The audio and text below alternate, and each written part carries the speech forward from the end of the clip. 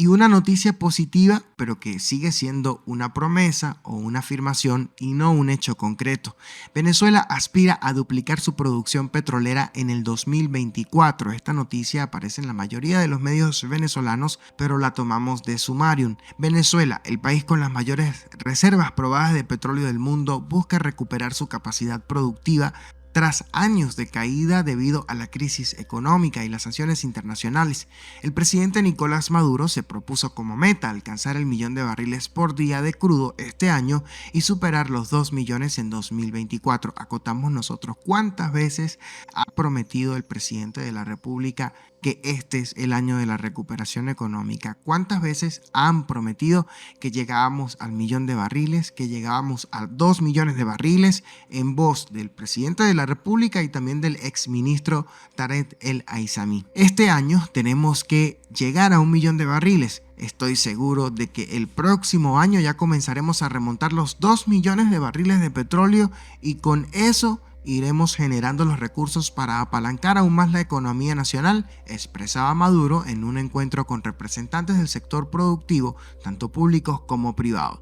Hablaba un poco acerca de la recuperación del sector petroquímico, así como los avances con esfuerzo propio. Destacaba el mandatario que el incremento de bombeo de crudo de un 12% de enero a agosto de este año se ha logrado con esfuerzo propio y afirmó que el país ha recuperado todas las refinerías, aunque todavía se puede crecer más en la producción de productos refinados. Bueno, definitivamente, las colas de gasolina por todo el país y nos dicen que todas las refinerías están funcionando. Repetimos, esta dicotomía a veces no se entiende. De acuerdo con el último informe de la Organización de Países Exportadores de Petróleo OPEP, la producción venezolana cerró en agosto en 820.000 barriles por día, un aumento de 88.000 respecto a enero, cuando era 732.000 barriles diarios. Fuentes consultadas por EFE atribuyen el alza a la reanudación de las operaciones de la empresa Chevron con el país caribeño, tras la licencia otorgada por el gobierno de Biden en noviembre pasado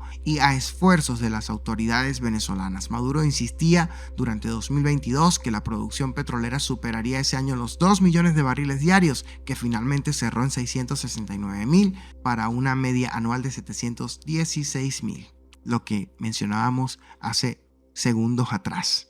Promesas que muchas veces no se cumplen.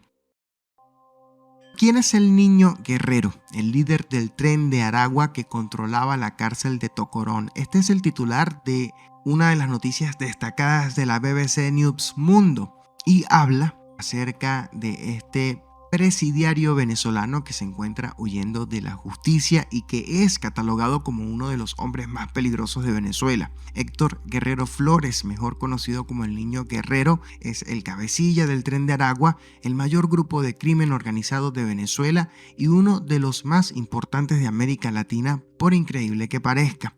Su centro de operaciones era la cárcel de Tocorón, ubicada a 140 kilómetros al suroeste de Caracas y que este miércoles fue intervenida por miles de policías, militares y demás cuerpos de seguridad del Estado con el fin de desarticular las bandas criminales. Las autoridades venezolanas aseguraron que lograron tomar el control total de la prisión, sin embargo no precisaron qué ocurrió con los líderes de la organización criminal.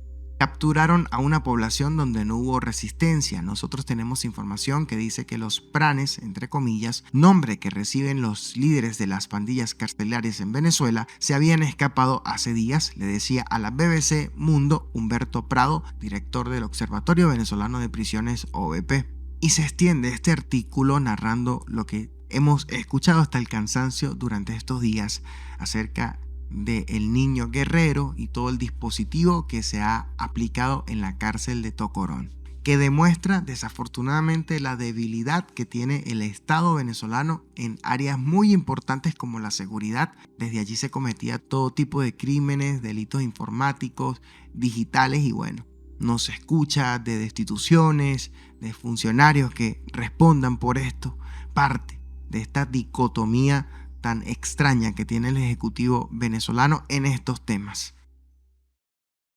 El Consejo Nacional Electoral le brindará apoyo técnico a la realización de las primarias, según manifestaba el presidente de esta institución, Elvis Amoroso, quien señaló que el Poder Electoral ha decidido por unanimidad apoyar técnicamente la realización de las primarias de la oposición venezolana previstas para el 22 de octubre de 2023. Este Consejo Nacional Electoral ha venido recibiendo desde cierto tiempo comunicación sobre la denominada plataforma unitaria que está haciendo unas primarias y está pidiendo apoyo técnico al Consejo Nacional Electoral. ¿Cómo van a reaccionar las personas que militan en la oposición, las personas que no están en acuerdo con el actual ejecutivo y que desean participar en este proceso, pero que han cuestionado tanto tiempo al Consejo Nacional Electoral? Bueno, habrá que esperar los próximos días. De la misma forma, Elvis Amoroso dijo que el Consejo Nacional Electoral decidió proporcionar servicio técnico integral, constitucional y legal a la solicitud realizada por la plataforma unitaria.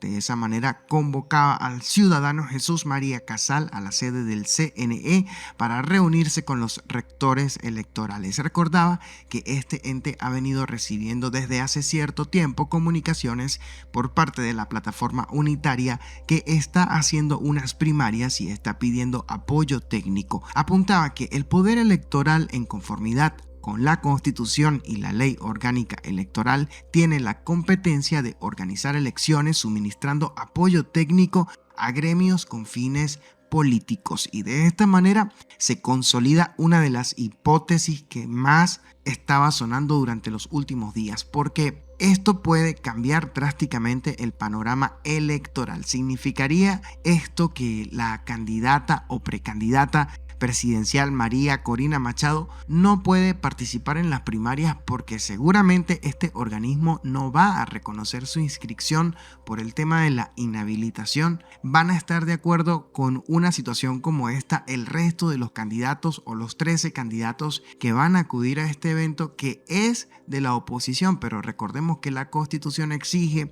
que todo este tipo de eventos que son realizados de esta forma deben ser supervisados, controlados y regulados por este poder, el Consejo Nacional Electoral. Pues sin duda esto hace que la situación se recaliente mucho más políticamente y comienza a tomar forma este proceso rumbo a las primarias que ya están prácticamente a la vuelta de la esquina, donde el ejecutivo venezolano pues ha dicho a través de sus distintos voceros que será un desastre, que no se va a efectuar. Cobra ahora fuerza la versión de que no va a haber primarias. Cambia el panorama con esta decisión de la autoridad electoral que, bueno, recordemos, viene del partido de gobierno y que estaba en la Contraloría de la República, muy cuestionada por todo el tema de la corrupción en nuestro país. Así se encuentra el tema de la primaria y el Consejo Nacional Electoral, que ahora va a intervenir, va a ser parte de este proceso luego de la reunión que tenga con José María Casal, el presidente de la Comisión de Primarias. Escucharemos resultados y podremos sacar más conjeturas sobre este nuevo movimiento político de la escena electoral venezolana. El referéndum sobre el Esequibo en Venezuela está apelando al nacionalismo y carece de peso en los litigios territoriales. Esta es una nota que aparece publicada en BOA Noticias, pero que es importante porque nos muestra un punto de vista distinto a lo que seguramente aparece en la mayoría de los medios. Si le damos lectura, el gobierno de Venezuela difícilmente perderá un referéndum consultivo sobre el reclamo territorial de la Guyana Esequiba, hoy gobernada por Guyana, pero esa votación busca apelar al nacionalismo ante un enemigo común y tendrá nulo impacto en el litigio internacional sobre el diferendo, coinciden analistas. Y de verdad que sí, he leído a unos cuantos, he escuchado a otros, y esto no tendrá ningún impacto desde el punto de vista legal, más allá tal vez de unificar al pueblo venezolano, de brindarle mayor atención pública pero no tendrá ningún efecto internacionalmente, que es lo importante esta decisión de hacer un referéndum consultivo acerca del territorio en reclamación del Esequibo. Por lo tanto, verdaderamente es un tema controversial, un tema complejo que los venezolanos intentamos entender. El presidente de la Asamblea Nacional y hombre de confianza de Nicolás Maduro, dice el artículo, Jorge Rodríguez, propuso el jueves aprobar el referéndum consultivo sobre el Esequibo mediante una moción legislativa de urgencia y la plenaria, es decir, toda la Asamblea Nacional, tanto oposición como chavismo, votaba a favor. La aprobación ocurre días luego de que Venezuela reclamara que Guyana está convocando licitaciones petroleras en zonas marítimas en disputa, que aún no se ha decidido. Este caso ha provocado esta semana el cruce de declaraciones entre voceros de Venezuela, Estados Unidos y las organizaciones de Estados americanos. Si bien no hay fecha prevista, se prevé que el Consejo Nacional Electoral organice la consulta con prontitud sin elecciones próximas en el calendario. Expertos en Venezuela dan por sentado que el resultado será favorable al oficialismo. Es como preguntarle a un hijo si quiere a su mamá, valoró el especialista y embajador retirado Sadio Garavini Di Turno. Es una evidente maniobra de distracción, acotaba el doctor en ciencias políticas. El Esequibo es de los pocos temas donde coinciden chavismo y oposición. ¿Cuánto dinero se va a gastar en esta actividad? Nos preguntamos los venezolanos, me pregunto yo. Y seguramente a quienes cuestionemos la realización de este referéndum porque nos parece prácticamente innecesario, se nos va a acusar de todo. Pero, ¿qué sentido tiene de verdad que uno diga que está de acuerdo? La cuestión es la confrontación internacional con esa nación que pretende apoderarse de territorio venezolano. Entonces, tal vez es una estrategia más. Recordemos que en las negociaciones de México, ambas delegaciones, oficialismo y oposición, hicieron un acuerdo para ratificar la defensa de la soberanía de Venezuela sobre la Guyana Esequiba, un territorio de, escúchese bien, 160.000 kilómetros cuadrados en reclamación desde el siglo XIX y donde están contenidas una gran cantidad de riquezas bajo el subsuelo, bajo el mar y con las cuales quieren hacerse muchas naciones y transnacionales. Un experto en relaciones internacionales, Lauren Caballero, era entrevistado por este medio y opinaba que el referéndum le permite al Ejecutivo distraer la opinión pública de otros asuntos electorales, con las primarias opositoras a la vista en octubre y la negociación en marcha por mejores condiciones para las presidenciales. De esta manera, el oficialismo buscaría reenfocar la opinión en un tema de unidad nacional, afirmaba. La gente dirá que sí a una pregunta donde se consulte la defensa del Esequibo y el gobierno venezolano usaría todos sus recursos para ganar la consulta, dijo. Por las venas del venezolano corren siempre el patriotismo y el nacionalismo, aseguraba Caballero, recordando la gesta libertaria del país hace 200 años y los logros militares y políticos de próceres patrios como Simón Bolívar, quien ayudó a independizar a 5 naciones americanas. No obstante, dijo dudar del propósito de esta consulta y del alcance de su resultado ante la Corte Internacional de Justicia de las Naciones Unidas, que tiene el diferendo en sus manos. Un referendo sobre el Esequibo no tendría mayor relevancia, no es vinculante para el derecho internacional, advierte en conversaciones con La Voz de América.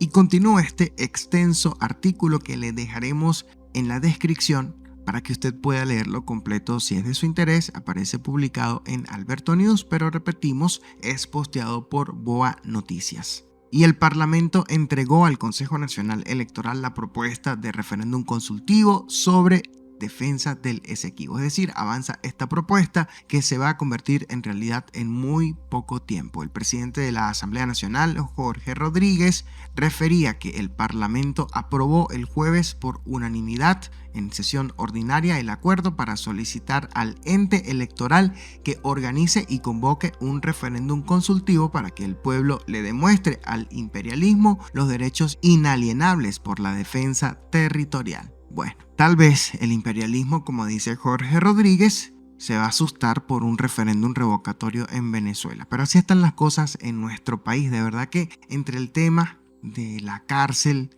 de Tocorón, todo lo que ha trascendido de allí, el tema de este referéndum, de la economía, el venezolano termina cansado de verdad de tantos problemas y nada de soluciones por parte del Ejecutivo venezolano, que ya estamos prácticamente en los últimos días de septiembre y no se ha anunciado un aumento para los profesores que deben comenzar las clases el próximo 2 de octubre, no se ha anunciado un aumento para el sector salud ni para los empleados públicos que se encuentran todos en las mismas condiciones. El presidente viajó a China y ha dado una serie de declaraciones bien importantes, pero son proyectos que llevará tiempo en que se concreten, son proyectos a mediano plazo prácticamente. Mientras tanto, el venezolano sigue esperando día a día.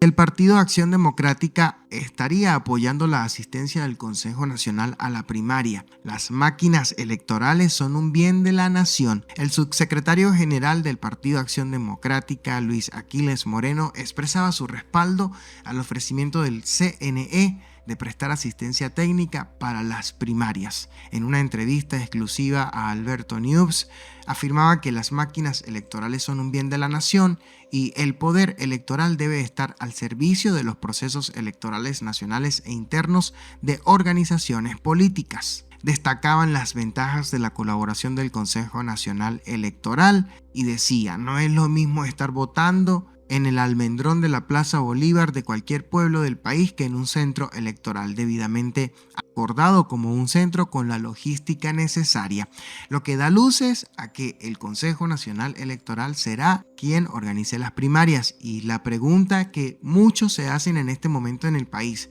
¿aceptará el Consejo Nacional Electoral presidido por Elvis Amoroso la inscripción de la candidata inhabilitada por el Ejecutivo y por el propio Elvis Amoroso para participar en las primarias? ¿Estarán de acuerdo con esa decisión el resto de candidatos? Candente se pone este tema político sobre las primarias en el país y sobre el Consejo Nacional Electoral.